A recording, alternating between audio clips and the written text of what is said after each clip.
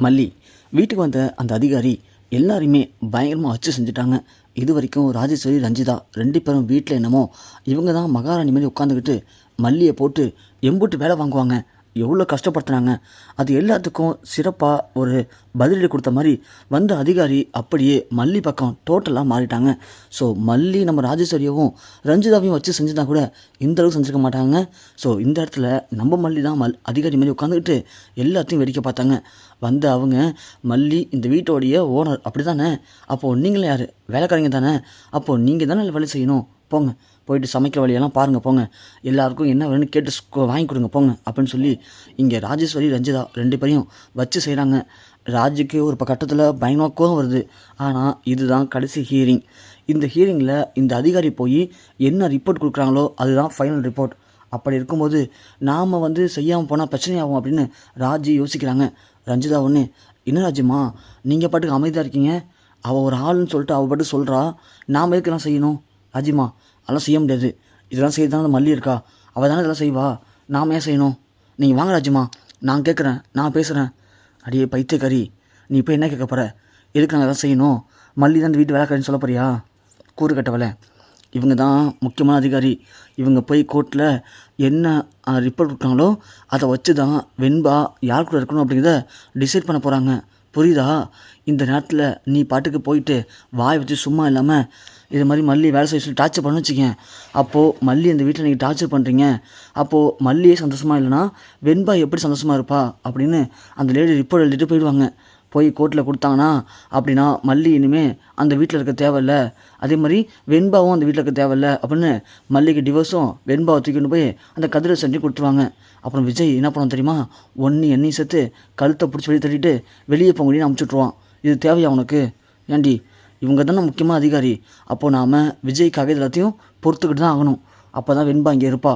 ஒன்று மல்லியால் ஏதாவது பிரச்சனை வெண்பா இந்த வீட்டோடு போயிட்டானா ஓகே, இல்லையா நாம் அமைதியாக தான் இருக்கணும் அப்படின்னு ராஜு சொல்கிறாங்க.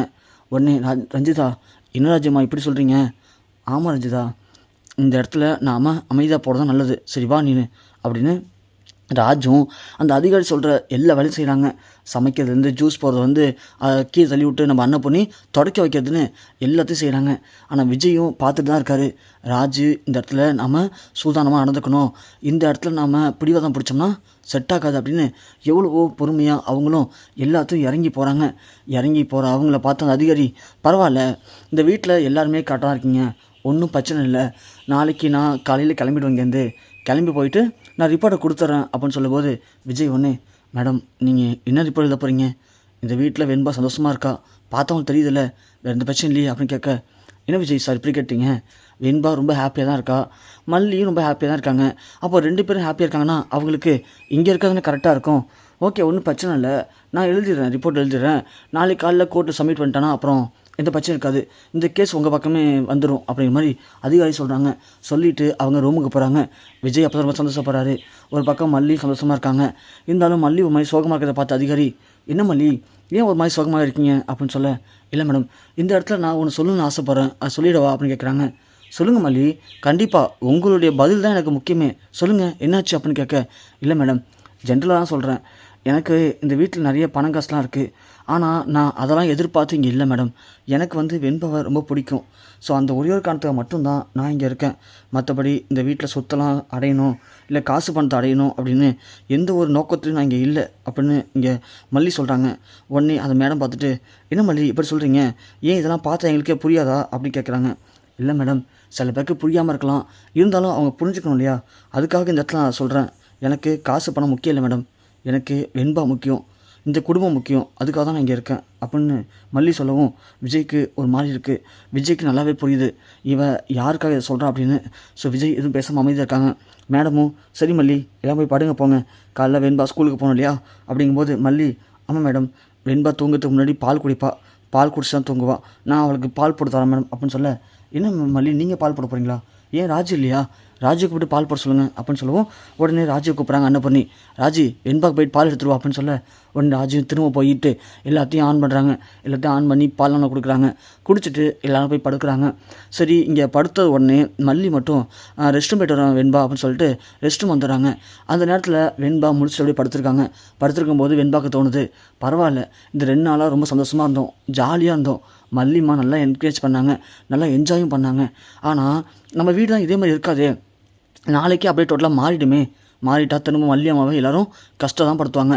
மல்லியம்மாவை யாருமே புரிஞ்சிக்க போகிறதில்ல அப்படின்னு ஏஞ்சி உட்காந்துருக்காங்க வெண்பா. உட்காந்துருக்க வெண்பாவுக்கு சரி லைட்டாக வெளியே போய்ட்டு வரலாம் அப்படின்ட்டு வெளியே வராங்க. வெளியே வந்த வெண்பாவுக்கு அங்கே ராஜு ரஞ்சிதாவும் கிச்சன் நின்று பேசுறது லைட்டாக காதல் கேட்குது. என்ன பேசிட்டு இருக்காங்க இவங்க இந்த நேரத்தில் அப்படின்னு வெண்பா கிட்டக்க போகிறாங்க. பார்த்தா இங்கே ராஜுவும் ரஞ்சிதாவும் பேசிகிட்டு இருக்காங்க. ராஜுமா, அவர் ரொம்ப ஓவராக பண்ணிகிட்டு இருக்காங்க, பார்த்துக்கோ, என்னால் பொறுத்துக்க முடியல எல்லாத்தையும். அந்த அன்னபூர்ணி மல்லி 2 பேரையும் நம்ம எவ்வளோ கஷ்டப்பட்டு பிளான் பண்ணி வெளியே அமிச்சோம். ஆனால் இந்த ஒரு அதிகாரியால் இப்போ 2 பேரும் இந்த வீட்டில் என்னமோ மகாராணி வந்து உட்காந்துக்கிட்டு நமக்கு வேலை சொல்கிறாங்க. இதெல்லாம் பார்த்து சும்மா இருக்க முடியல ராஜுமா அப்படின்னு ரஞ்சிதா சொல்ல, விடு ராஜு, ரஞ்சிதா, இன்றைக்கி ஒரு நைட்டு தான், நாளைக்கு காலையில் அதிகாரி போயிடுவாங்க. அதுக்கப்புறம் இந்த வீடு எப்போதும் போல் நம்ம கட்டுப்பாட்டில் வந்துடும். நம்ம தான் ராணி, அவள் இந்த வீட்டுக்கு வேலைக்காரிடி, அவளை பார்த்து நீ ஏன் கடுப்பாக்குற? அதுக்கப்புறம் என்ன பண்ணணுங்கிறது எனக்கு தெரியும். நாளைக்கே பாரு, புதுசாக ஒரு திட்டத்தை போட்டு அந்த திட்டத்தை விஜய் மூலியமாக செயல்படுத்துவேன். அப்புறம் விஜயை திரும்ப கடுப்பாக்கி, நீலாம் ஒரு பொம்பளையா, வெளியே போடி அப்படின்னு கழுத்தை பிடிச்சி வெளியே தள்ளிடுவான். அதனால் நீ ஒன்றும் பயப்படாத, நான் பிளானை ஆல்ரெடி யோசிச்சு வச்சுட்டேன், புரியுதா? நாளைக்கு காலையில் அந்த மேடம் போன உடனே மல்லி பின்னாடியே போயிடுவா, நீ ஒன்றும் பயப்பட வேணாம், வா அப்படின்னு இங்கே ராஜேஸ்வரி ரஞ்சிதாவும் பேசிக்கிறத வெண்பா காலை வாங்கிட்டாங்க. அப்போது நீங்கள் திருந்தவே மாட்டிங்களா? கடைசி வரைக்கும் நீங்கள் இப்படி தான் இருப்பீங்க, மல்லியம்மாவை கஷ்டப்பட்டு தான் இருப்பீங்களா? உங்களை நான் சும்மா விட போகிறது கிடையாது, என்ன பண்ணுறேன்னு மட்டும் பாருங்கள் அப்படின்னு வெண்பா யோசிச்சுட்டு வராங்க. வந்து வெண்பாவுக்கு தூக்கமே இல்லை. மல்லி ஒன்று எங்கே வெண்பா போனேன் அப்படின்னு கேட்கட்டும், இல்லை மல்லிமா தண்ணி உடைய போனேன் அப்படின்னு சொல்லிட்டு வெண்பா உட்காந்துருக்காங்க. என்ன பண்ணுறது அப்படின்னு வெண்பா யோசிச்சுட்டு இருக்காங்க. மல்லிமா பாவம் தானே, மல்லிமா இதை பற்றி யோசிக்காமல் நமக்காக எவ்வளோ கஷ்டத்தை தாங்கிக்கிட்டு இந்த வீட்டில் சந்தோஷமாக இருக்க மாதிரி நமக்காக நடிக்கிறாங்க. ஆனால் மல்லிமா சந்தோஷமாகவே இல்லை. அப்பாவும் மல்லிமாவும் ஆரம்பத்தில் எப்போல்லாம் சந்தோஷமாக இருந்தாங்க.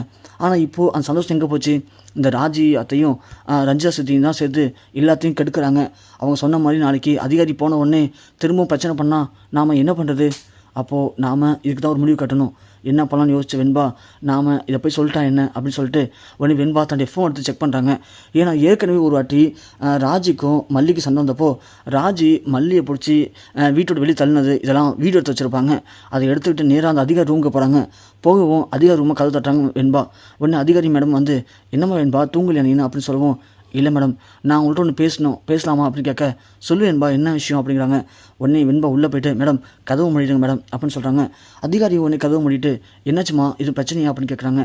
மேடம் இங்கே பாருங்கள் மேடம், உங்களுக்கே அப்போ தான் புரியும் அப்படின்னு சொல்லி அந்த வீடியோவை காட்டுறாங்க. என்னம்மா என்ன இது, எல்லோரும் ஒன்றா ஒத்துமையாக தான் இருக்கீங்க, அப்படியே உங்கள் அத்தை உங்கள் அம்மா அடிக்கிற மாதிரியும் கழுத்தை பிடிச்சி தள்ளுற மாதிரிலாம் இருக்குது அப்படின்னு சொல்ல, ஆமாம் மேடம் இதுதான் உண்மை, இதுதான் எங்கள் குடும்பம். எங்கள் அத்தை சரியான வில்லி, அவங்க எப்போதுமே எங்கள் மல்லியம்மாவை பிடிக்காதவங்களுக்கு எங்கள் மல்லியம்மாவை திட்டிக்கிட்டு தான் இருப்பாங்க, ஏதாவது சொல்லி கஷ்டப்படுத்திட்டே இருப்பாங்க. எங்கள் அப்பாவும் மல்லியம்மா புரிஞ்சிக்காமல் அவரும் எங்கள் மல்லியம்மாவை திட்டுவார். ஆனால் இப்போ எல்லாருமே நீங்கள் இருக்கீங்க அப்படின்னு நடிக்கிறாங்க. நீங்கள் நாளைக்கு காலையில் போன உடனே திரும்பவும் எங்கள் மல்லியம்மாவை வீட்டை விட்டு எப்படி துரத்தலான்னு எங்கள் அத்தையும் சித்தியும் பிளான் பண்ணுறாங்க. தயவு செஞ்சு நீங்கள் தான் எங்கள் அப்பாட்ட பேசி எங்கள் அப்பாவையும் எங்கள் அத்தையும் பயமுறுத்திட்டு போனோம். இல்லைனா நாளைக்கு எங்கள் மல்லியம்மாவை ஏதாவது பிரச்சனை பண்ணி வீடு துரத்திடுவாங்க. எனக்கு மல்லியம்மா கூட இருக்குன்னு தான் ஆசை அப்படின்னு இங்கே வெண்பா போட்டு எல்லா உண்மையும் உடைக்கிறாங்க. அதை பார்த்து அதிகாரி, ஓ அதான் வேலை சொல்லும் போதெல்லாம் அவங்க அத்தைக்கு சித்திக்கும் மூஞ்சி ஒரு மாதிரி இருந்துச்சா, நான் அப்பயே யோசித்தேன், இருந்தாலும் சரி அவங்களே செய்கிறாங்கன்னு கொஞ்சம் அமைதியாக இருந்தேன். அப்போது என்கிட்ட நடிச்சிட்டு இருக்காங்களா, சரி வெண்பா நீ போய் தூங்கு, காலையில் இதுக்கு நான் ஒரு முடிவு கட்டுறேன். இதுக்கப்புறம் இந்த வீட்டில் இருக்க யாருமே உங்கள் மல்லியம்மாவை ஒரு வார்த்தை சொல்ல முடியாத அளவுக்கு நான் ஒரு செக் வைக்கிறேன், நீ போமா அப்படின்னு சொல்ல, வெண்பாவனே மேடம் உண்மையாவா நீங்கள் பண்ணுவீங்களா அப்படி? அதுக்கப்புறம் எங்கள் மல்லியம்மா யாரும் திட்ட மாட்டாங்களா? வெண்பா குட்டி, நான் தான் சொல்கிறேன்ல, இனிமே வெண்பா உங்கள் மல்லியம்மாவை யாரும் திட்டாத அளவுக்கு நான் ஒரு செக் வைக்கிறேன், நீ போமா போய் படுத்து தூங்கு, போ நிம்மதியாக தூங்கு, இனி எந்த பிரச்சனை வராது அப்படின்னு சொல்லி வெண்பா குட்டிக்கு ஆறுதல் படுத்தி அனுப்புகிறாங்க அந்த அதிகாரி மேடம்.